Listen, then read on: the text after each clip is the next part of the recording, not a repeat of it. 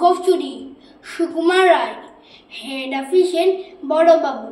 লোকটি বড় শান্ত, তার যে এমন মাথার ব্যামো কেউ কি কখনো জানত? দিব্যি ছিলেন খোশ মেজাজে, চেয়ারখানি চেপে একলা বসে ঝিমঝিমিয়ে হঠাৎ গেলেন খেপে।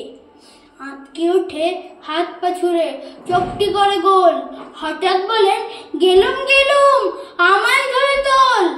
তাই শুনে কেউ বদ্যি ডাকে, কেউ বা হাঁকে পুলিশ, কেউ বা বলে কামড়ে দেবে সাবধানেতে তুলিস। ব্যস্ত সবাই এদিক ওদিক করছে ঘোরাঘুরি, বাবু হাঁকেন, ওরে আমার গোফ গিয়েছে চুরি। গোফ হারানো আজব কথা, তাও কি হয় সত্যি? গোফ জোড়া তো তেমনি আছে, কমেনি এক রত্তি। সবাই তারে বুঝিয়ে বলে, সামনে ধরে আয় না, মোটেও গোফ হয়নি চুরি, কখনো তা হয় না।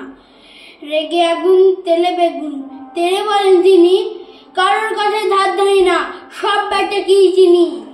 নোংরা ঝাঁটা ঠ্যাংরা ঝাঁটা বিচ্ছিরি আর ময়লা, এমন গোফ তো রাখতো জানি শ্যাম বাবুদের গয়লা। এ গোফ যদি আমার বলিস, করবো তোদের জবাই, এই না বলে জরিমানা করলেন তিনি সবাই। ভীষণ রেগে বিষম খেয়ে দিলেন লিখি খাতায়, কাউকে বেশি লাই দিতে নেই, সবাই জড়ে মাথায়। অফিসেরই বাদরগুলো মাথায় খালি গোবর, গোফ জোড়া যে কোথায় গেল কেউ রাখে না খবর।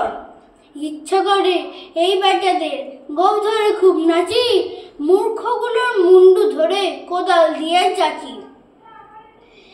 গোফকে বলে তোমার আমার, গোফ কি কারোর কেনা?